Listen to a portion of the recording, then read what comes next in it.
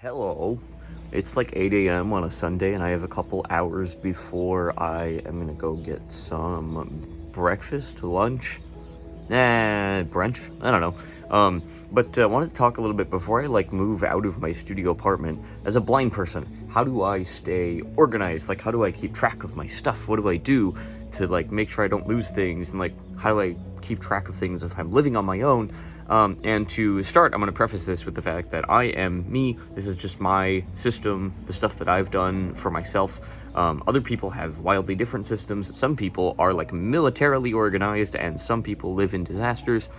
I like to think I live at some spot in between the two, but that might not necessarily be the case. So without further ado, we're just gonna go around random spots in my apartment, and if I had a system for something, I will show you a little bit about what that looks like.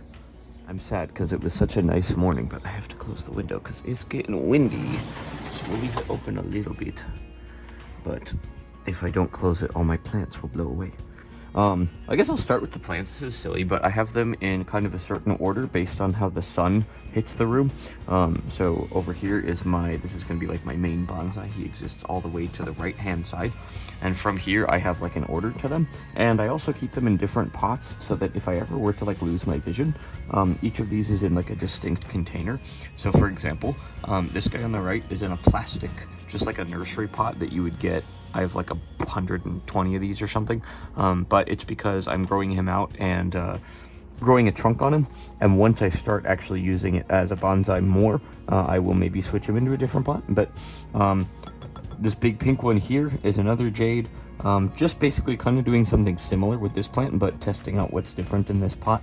But it's very tall, and it's also pink, so kind of fun. And then I have another couple bonsais, and here just little jade starts. But again, different kinds of pots is my point, so I'm not going to turn this into a plant update. But each pot that I have, here's my juniper bonsai, and she's in a little octagonal guy here. I have a big square one, a tall 4-inch pot, and a terracotta pot. So each plant kind of exists in its own spot and its own place in the window, kind of based on where the sun hits throughout the day. So that's those. We're going to talk a little bit about clothes, and this is kind of a silly one because this is something that I have just kind of come up with a system specific to this apartment and this space, and that's probably going to change a little bit when I move, but we'll see. Okay, so I tend to use mostly a dresser. This one has 3 drawers, and I will show you the middle one down here. And essentially what I do is I army roll stuff. It's not exactly perfect, but it keeps the system in place. So as an example, I have on my right-hand side my graphic t-shirts. So these are my non-work related t-shirts that I'll wear on the weekends and that sort of thing. In the middle, on my work pants, they're all kind of this, I don't know what you'd call the material. They're not dress pants, but they're not jeans. I don't know anything about clothes. Whatever, they're my work pants. And then on my left are my jeans. And I have one pair that I'm wearing at the moment and one pair of blue jeans. So I army roll things because it lets you keep a lot of things in a small space. If I really wanted to, I could organize them by what shirts they wore, that sort of thing. But I do have enough vision to either look at them or take a picture and have something describe it if I need to. But that applies for all of my clothes. I kind of keep them in certain spots within the context of a drawer. So yeah, that's my clothes. Then for clothes part 2, we have a closet over here, and it's very empty because I'm moving soon. But there's a sweatshirt over here, and then on this side is all of my work shirts. For my job, I have different colors, and I keep them in here right now because I will have to work a little bit more in them. So those exist there. On the top, usually, I keep hats. There's a mug up here because the place that we go to eat, I'm going to take this to them. It's a little diner. I'm going to take that to donate today. And then I have my main hat right here. And then, okay, so these are important. This is something I'm gonna talk about a little bit. So consistent placement is really important for me as someone with a visual impairment. And I'll flip around and talk about it a little bit. Okay, so for me personally, one of the most important aspects of not losing important stuff is knowing where it is. So as an example, I hope these are in frame correctly, but I have this hook for my lanyard, and even my lanyard itself is organized. I have a flannel on here right now, but on the lanyard I have everything from earplugs to a tile tracker so I don't lose stuff, to a badge that I use for work, which I will show you upside down, and a chicken nugget for getting my kids' attention.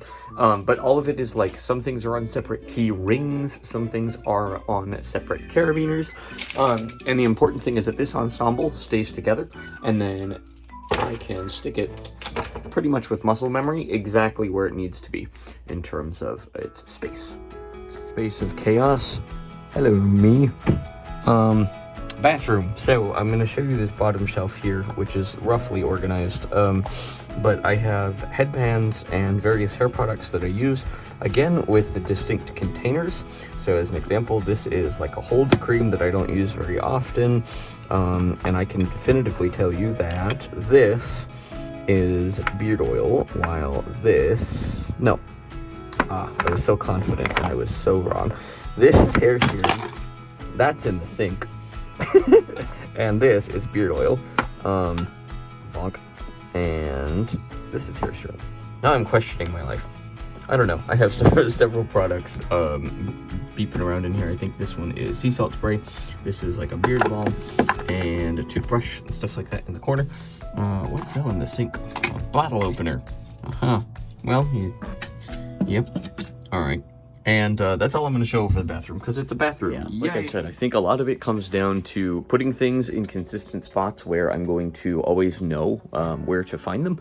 And then having like tile or some kind of tracker on stuff that's accessible for my phone, so I can beep stuff if I need to, such as my wallet or my keys.